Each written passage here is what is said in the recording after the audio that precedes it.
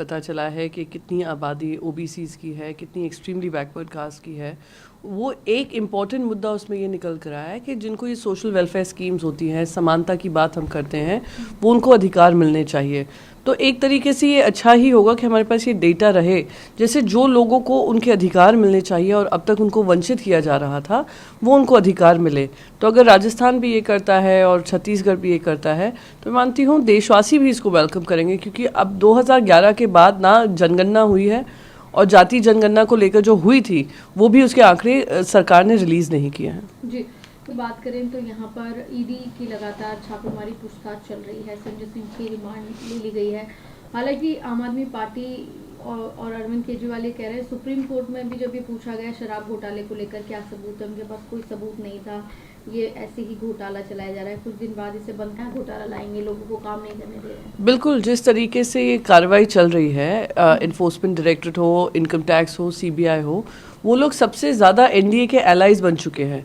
Bharatiya Janata party का अगर कोई सहारा दे रहा है, वो इनकी पॉलिटिकल पार्टीज नहीं दे रही हैं जो उनके साथ अलायंस में हैं, वो ईडी, आईटी और सीबीआई कर रहा है।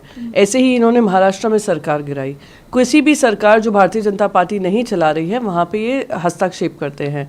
आंकड़े बताते हैं 2014 के बाद से ईडी का 4 गुना इजाफा हुआ है इन्वेस्टिगेशंस में, और ऑपोजिशन के पे जो इन्वेस्टिगेशन हो रहा है वो 95% है। तो वो जो कह रहे हैं बिल्कुल सही कह रहे हैं। अजीत पवार को 48 घंटे पहले आप कहते हैं 70,000 करोड़ का घोटाला में शामिल है, खुद प्रधानमंत्री कहते हैं 48 घंटे के अंदर अंदर वो बीजेपी के साथ मिल जाते हैं।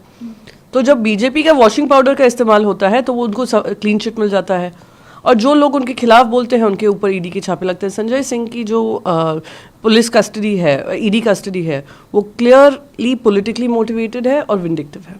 जी, इसके साथ ही मैम एनसीपी प्रफुल्ल पटेल जी ने तो एक स्पीच में ये भी कह दिया था 30 सितंबर तक उनके हाथ में सिंबल भी होगा और पार्टी का नाम भी होगा। तो किस कॉन्फिडेंस से ये लोग बात कर रहे हैं? ये वही कॉन्फिडेंस है जो भारतीय जनता पार्टी ने एक नया संविधान शुरू किया है जो सेक्शन 10 ऑफ द कॉन्स्टिट्यूशन को इग्नोर करता है। सुप्रीम कोर्ट ने क्लियरली इलेक्शन कमीशन से कहा है जिस तरीके से आपने शिवसेना का निर्णय लिया है वो गलत है। इतिहास में पहली बार हुआ होगा कि जिनके घर पे चोरी हुई है, चोरों से कहते हैं वो सामान उनका है, और जो खुद ओनर्स हैं उनसे कहते हैं कि भैया आप लोग के पास हम सुनवाई नहीं करेंगे। यही एनसीपी का हो रहा है।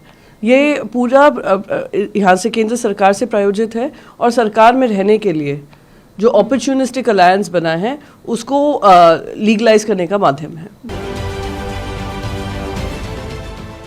देश विदेशातील प्रत्येक घडामोडींचे लाईव्ह अपडेट मिळवण्यासाठी आता साम टीव्हीच्या सर्व सोशल मीडिया प्लॅटफॉर्मला लाईक, फॉलो आणि सबस्क्राईब करा।